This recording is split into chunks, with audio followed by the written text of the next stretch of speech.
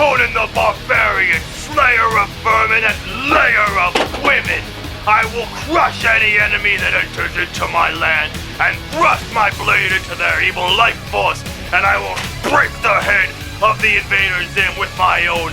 For I, Conan, the scourge of Carpathia, the sorrow of Mordavia. We get rid of that, and Conan the Barbarian. This is one of those worlds where everything is easily breakable. Like, all their cities and structures are made entirely out of Legos. You just touch something and watch it fall apart. It's for the pure purpose of over-dramatizing the fight scenes. Everything falls apart at the drop of a hat. When men riding on horseback get shot with an arrow, even the horse falls. Fighting is all this movie knows. It has fight scenes that really have nothing to do with the movie. They're just there to show you how strong Conan is. Like when young Conan is running a race with the other Sumerian children and these painted warriors come out of the woods and young Conan just beats the crap out of them. And you're thinking, man, this kid is crazy. That tribe is going to be pissed at the Sumerians. But nope, that's it, next scene.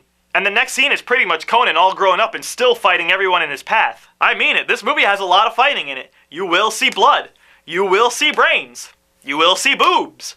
That last one doesn't have anything to do with fighting, but you'll see him. Now, the whole purpose for all of this fighting is because Kalar, an evil warlord, killed Conan's father in search of this last little bone piece to add to a powerful helmet that will make him unstoppable. He also wants to resurrect his dead witch of a wife who had immense power, and to do this, he needs the pure blood of a woman who, blah blah blah. You've heard the story before, I'm sure, so we're gonna move on.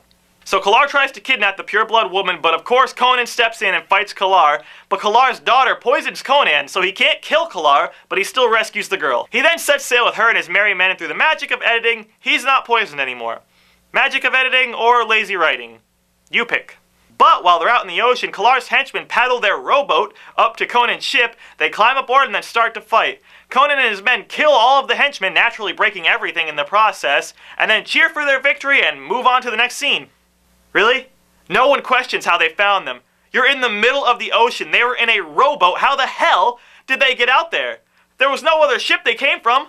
Who was on watch when this happened? I don't know about you, but I think it'd be pretty easy to spot a couple of guys rowing their way towards your ship. You think those guys are going to attack us?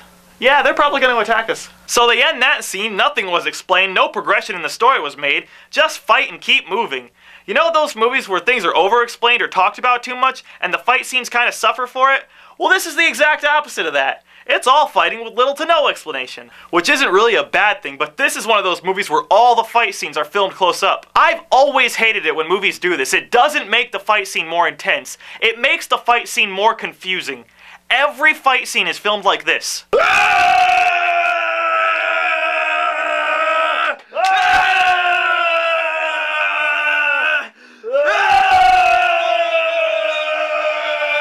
So Kalar has an ultra creepy daughter who's developing witch powers of her own, and she tells her father in this very bizarre and very creepy scene that they don't need to resurrect her mom because she could give her father powers instead, and that she's becoming better than her mom in every way. And when you watch that scene, you start to get that vibe that things aren't entirely as they seem with the two of them. Like something more is going on here. The things that she says sound like they have some double meaning to them. You just want the scene to be over as soon as possible. Luckily in this movie, the scenes have a lifespan of about 30 seconds, like the audience has a timer.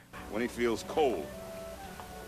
Alright, new scene! All fighting, yeah! Now repeat that to the end of the movie where of course Kalar has captured the girl. He takes some of her blood and activates his powerful bone mask.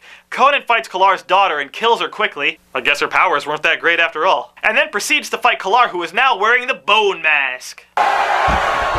Bonesaw is ready! Now as Kalar fights with Conan, he is no more powerful than he was without the mask. Nothing has changed, and Conan beats him. How? Well, as I said before, their structures will fall apart at the touch of a finger, and that's what happens. Conan breaks a board acting as Kalar's footing, and Kalar falls to his death. The mother was never resurrected, the mask never powered up Kalar, and that means that the ultra-awkward scene between Kalar and his daughter never had any bearing on the story whatsoever. It was just there to be creepy. But it seemed like the entire plot had a double meaning. Kalar couldn't take over the world without his powerful device working, so he needed to find a pure-blood girl to make it work for him. That way, he would feel powerful or adequate enough to take over the world. Conan, on the other hand, fought constantly as he felt inadequate as well, because Kalar stole his favorite device from him when he killed his father. So Conan fought Kalar to get that device back. The reason that Conan beat Kalar is because he was much younger and didn't need special items to help him perform well. It's as simple as that. This movie is bad, plain and simple, and this guy is nowhere near as big as Arnold is, but the movie is a little bit better than the original. I'm not so sure that's a good thing, but you can take that as you want. I just hope they don't remake Conan the Destroyer.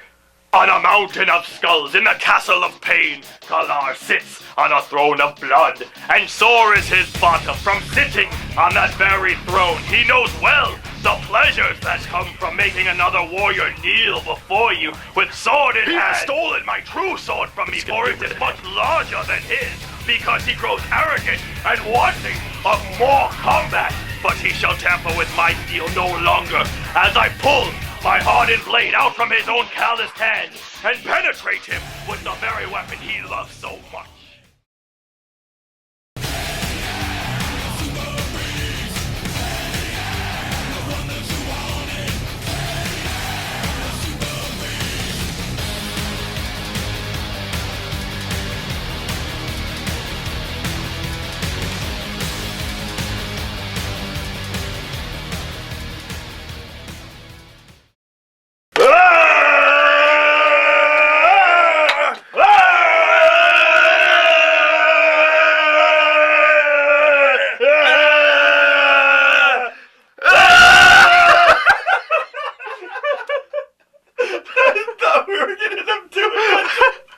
That's good. That was good.